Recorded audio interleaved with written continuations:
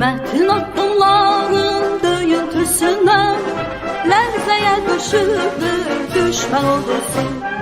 Əskər qardaşların uca boyuna qorxuya düşürdü düşmən ordusu.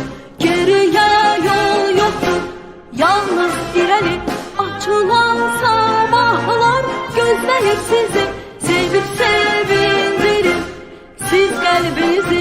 Yaşayın, var olun əskər qardaşlar. Analar fəxr edir, bacılar sevir sizin qədrinizi bütün el bilir. Sevincdən xalqımda göz yaşın silir. Sevinin, şad olun əskər qardaşlar. Yaşayın, var olun əskər qardaşlar.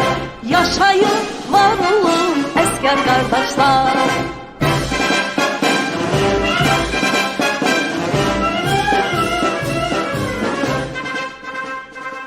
Ürək döyüntüsü, qəlb çırpıntısı, qaranlıq gecədir, tez açılmasın.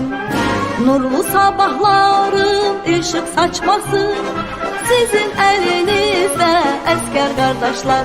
Geriyə yol yoxdur, yalnız irəli açılan sabahlar gözləyir sizi, sevib sevindirir siz qəlbinizi. Yaşayın, var olun əskər qardaşlar. Analar fəxr edir, bacılar sevir sizin qədrinizi bütün el bilir.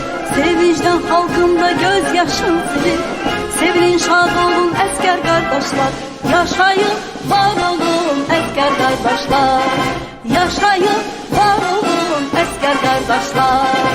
Yaşayın, var olun əskər qardaşlar.